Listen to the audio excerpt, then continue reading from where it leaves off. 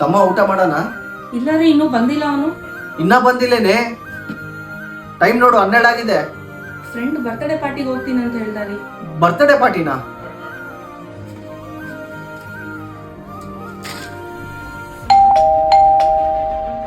ಅವನೇ ಇದ್ದಂಗೈತಾನ?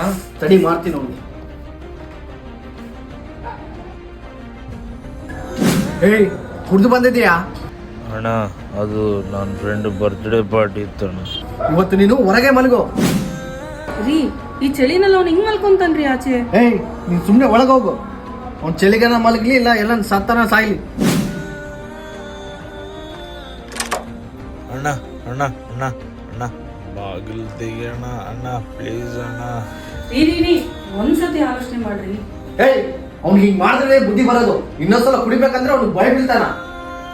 ಅದು ಏಯ್, ಒಳಗೆ ನಡಿ.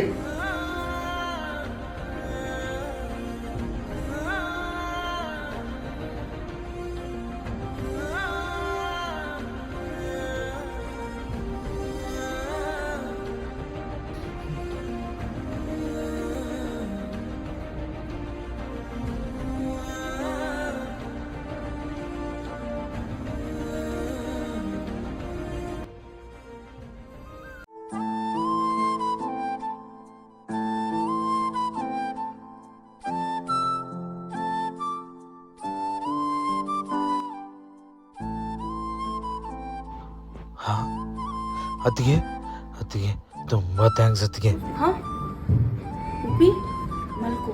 ನಿಮ್ಮ ಅಣ್ಣ ಎದ್ದೇಳ್ತಾನೆ, ಮತ್ತೆ ಸುಮ್ಮನೆ ತಲೆನೋವಾಗುತ್ತೆ. ಮಲ್ಕೊ. ಅತ್ತಿಗೆ ಹೇಳುಪ್ಪಿ. ತುಂಬಾ ಹಸಿವಾಗ್ತಾ ಇದೆ ಅತ್ತಿಗೆ. ಅಯ್ಯೋ, ಯಾಕೆ ಇನ್ನೂ ಊಟ ಮಾಡಿಲ್ವಾ? ಇದು ಬಂದೆ. ಇಷ್ಟೊತ್ತಾದ್ರೂ ಊಟ ಮಾಡ್ಲಾರ್ದಂಗೆ ಏನ್ ಮಾಡ್ತಾ ಇದೀಯ ನೀನು? ಏನಾಯ್ತು, ಅಳ್ತಾ ಇದೀಯಾ? ನಾನು ಯಾವತ್ತೂ ನಮ್ಮಮ್ಮನ ಕೈಯಾರೆ ಒಂದು ತುತ್ತು ಊಟ ಮಾಡಿಲ್ಲ ಅತ್ತಿಗೆ. ಆದ್ರೆ ನಿನ್ನ ನೋಡಿದ್ರೆ ನನ್ನ ತಾಯಿ ನೆನಪು ಬರ್ತಾ ಇದ್ದಾಳೆ ಅತ್ತಿಗೆ. ಅತ್ತಿಗೇನು ಅಮ್ಮ ತರಾನೇ. ಅಮ್ಮ ತರ ಒಂದ್ ಮಾತು ಹೇಳ್ತೀನಿ ಕೇಳು.